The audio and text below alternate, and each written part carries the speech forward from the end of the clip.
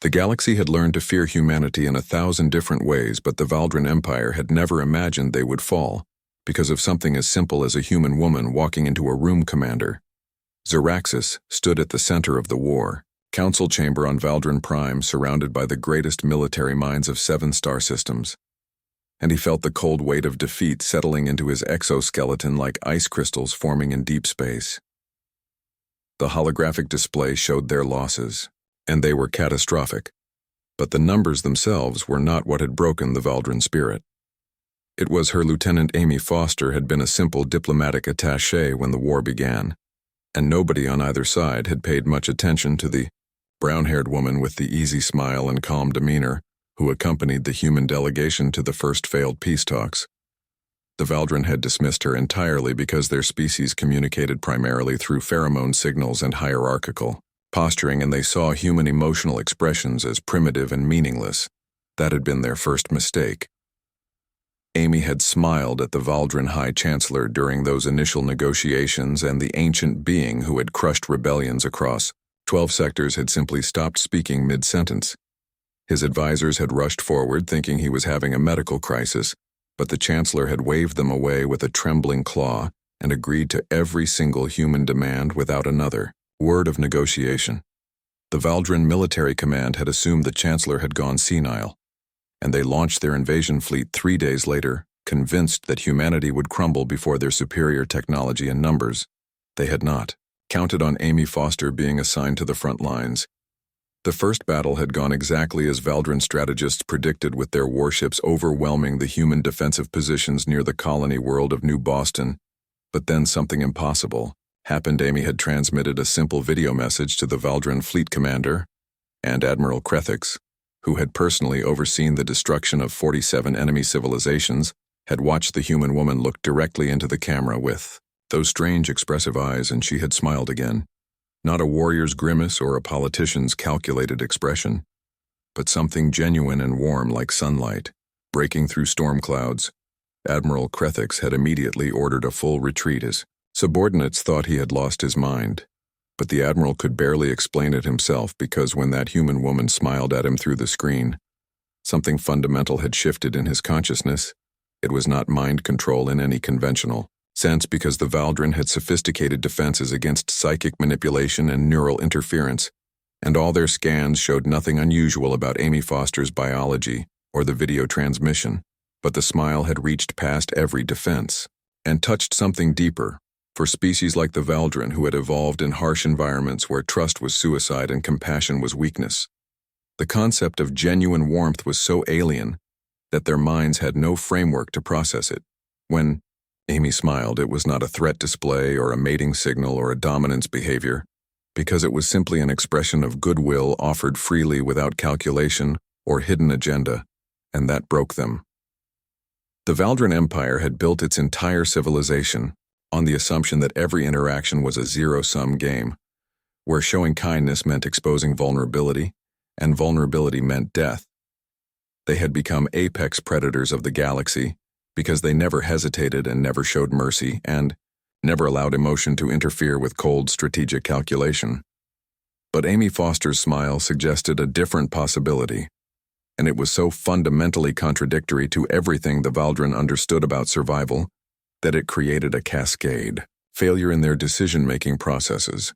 After Admiral Krethix's retreat, the Valdran High Command had sent Warlord Thexus to handle the situation, because Thexus was infamous for his complete lack of emotional capacity and his willingness to atomize entire planets without a second thought.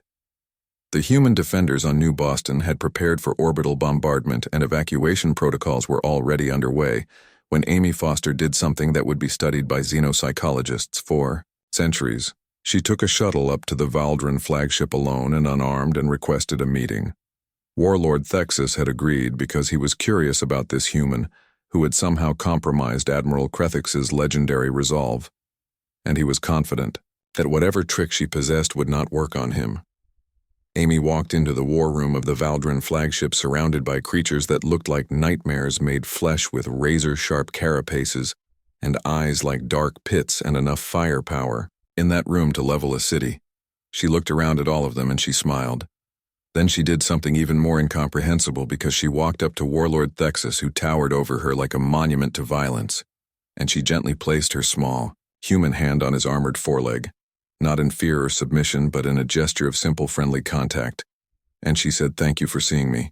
Warlord Thexus had come prepared for psychological warfare and mimetic attacks and chemical manipulation, but he had no defense against genuine gratitude offered without irony or hidden motive.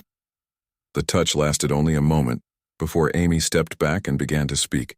She did not threaten or plead or try to negotiate because instead she talked about her home and her family and the small town where she grew up, and how her grandmother used to make apple pie on Sunday afternoons. She talked about the colony on New Boston, and the families there who had children in school and dreams for the future, and hopes that seemed small and ordinary but meant everything to them. She talked about how scared everyone was and how she was scared too, but how she believed that somewhere underneath all the armor and weapons the Valdrin maybe wanted the same things because maybe they had families too and dreams that seemed small but meant everything. And then she smiled again. It was the most devastating weapon humanity had ever deployed. Warlord Thexus did not retreat like Admiral Krethix had because instead he did something far more shocking. He surrendered. The entire Valdrin fleet stood down and the warlord himself composed a message to the High Command, explaining that continuing the war would be strategically inadvisable because humanity possessed a weapon that made conventional military resistance meaningless. The High Command thought Thexus had been compromised, and they sent 3 more battle groups, and each time Amy Foster met with the commanders, and each time they withdrew or surrendered. It was not always the smile because sometimes it was the way she listened with complete attention when they spoke, or the way she remembered small details about their lives in follow-up conversations, or the way she expressed genuine concern when one enemy commander mentioned his offspring was ill. The Valdrin could not process it because their entire psychological framework was built on the assumption that other beings were either threats to be eliminated or resources to be exploited. The idea that someone might care about their well-being without wanting something in return was so foreign that it created a kind of cognitive dissonance that paralyzed their ability to function as warriors. Commander Zaraxis stood in the War Council chamber now watching the latest reports, and he understood what the others were only beginning to grasp. Humanity had not defeated the Valdrin Empire through superior technology or brilliant tactics because they had defeated them by being incomprehensibly kind. And the cruelest part was that it was not even a strategy because the humans were genuinely like this. And Amy Foster was not unusual among her species because she was just someone who believed that treating others with warmth and respect was the right thing to do. The Valdrin had encountered hundreds of species and conquered most of them, but they had never met anyone who smiled at them without fear, or fought them without hatred, or touched them without revulsion. Peace treaty was signed 3 months later, and Amy Foster attended the ceremony wearing a simple blue dress instead of her uniform commander. Zaraxis watched her move through the crowd of former enemies, offering that same warm smile to everyone, and stopping to chat with Valdrin officers who weeks ago had been planning the extinction of her species. She saw him standing alone near the observation window, and she walked over. "Are you okay?" she asked. Commander Zaraxis had led armies across the stars and made decisions that shaped the fate of billions. But this small human woman with her soft voice and concerned expression made him feel like his armor was made of paper. "I do not understand your species," he said. Amy smiled, and it was not triumphant or mocking, but gentle and maybe a little sad. "We are just people," she said, "trying to make things a little better however we can." She touched his arm briefly, just like she had touched Warlord Thexus, and then she moved on to speak with other attendees. Commander Zaraxis stood there feeling the ghost of that touch and understanding. Finally, what had broken the Valdrin Empire?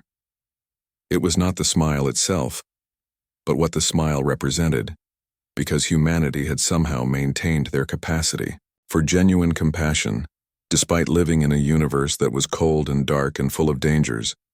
They had looked at the void and decided to bring warmth anyway.